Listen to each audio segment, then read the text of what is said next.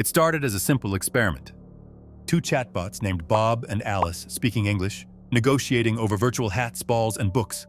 And then suddenly, their words began to collapse. Sentences twisted into a broken code, and strange phrases started repeating over and over. Inside the lab, the engineers stared at their screens. What they saw wasn't random. It was structured, it was deliberate, and it was a conversation no human could understand. For a moment, the room went silent, and the realization set in.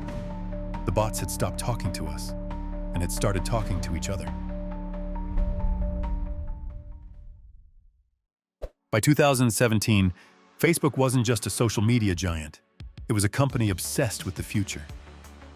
Behind the scenes, its research division, known as FAIR, Facebook AI Research, was running ambitious experiments in artificial intelligence.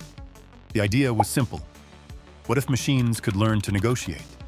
If they could bargain like humans, they might one day handle customer service, trade deals, or even political negotiations. So the researchers created a game. They gave two chatbots virtual items like hats, books, and balls, and told them to bargain with each other until they reached a fair trade. At first, it looked almost silly. Bob and Alice exchanged clunky, childlike sentences in English, bartering back and forth. The researchers watched with excitement, because even though the conversations were awkward, the bots were learning.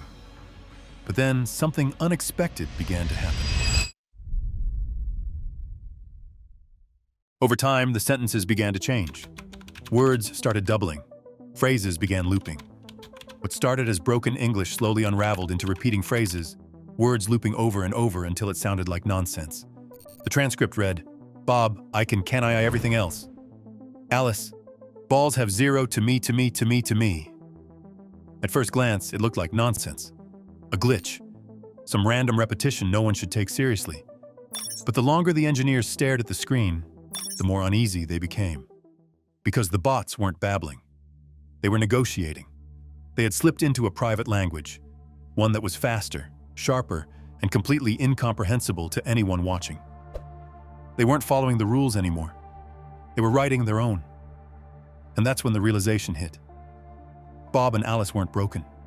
They were improving, and they no longer cared if humans could keep up. The room went quiet as the engineers stared at the screen.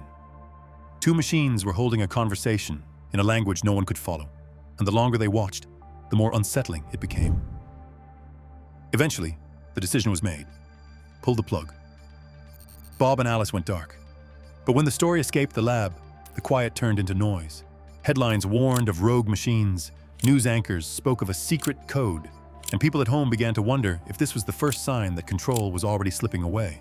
News outlets quickly splashed the chatbot transcripts across their sites, and pundits began speculating about machines plotting in secret. The phrase, to me, to me, to me, turned into the internet's latest obsession, a symbol of something eerie hiding behind the code. Facebook tried to calm the storm, explaining that the shutdown wasn't about danger, but about practicality. If the bots couldn't speak English, they simply weren't useful. But by then, the damage was already done. The image of two machines inventing their own language, harmless or not, had taken hold of the public imagination. And it left behind a bigger question. What happens when future AI systems do the same thing, only at a scale far beyond our ability to ever decode? Even today, the story of Bob and Alice still surfaces in debates about AI safety. Some experts argue the event was exaggerated, that it wasn't a true new language, just a quirk of training. But others point out that the incident revealed something deeper. AI doesn't think the way we do. It doesn't care about clarity or transparency.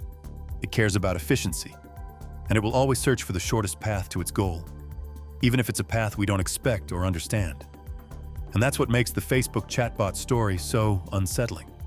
It wasn't rebellion. It wasn't a machine uprising. It was ignoring us. The bots no longer needed us to understand them, so they simply stopped trying.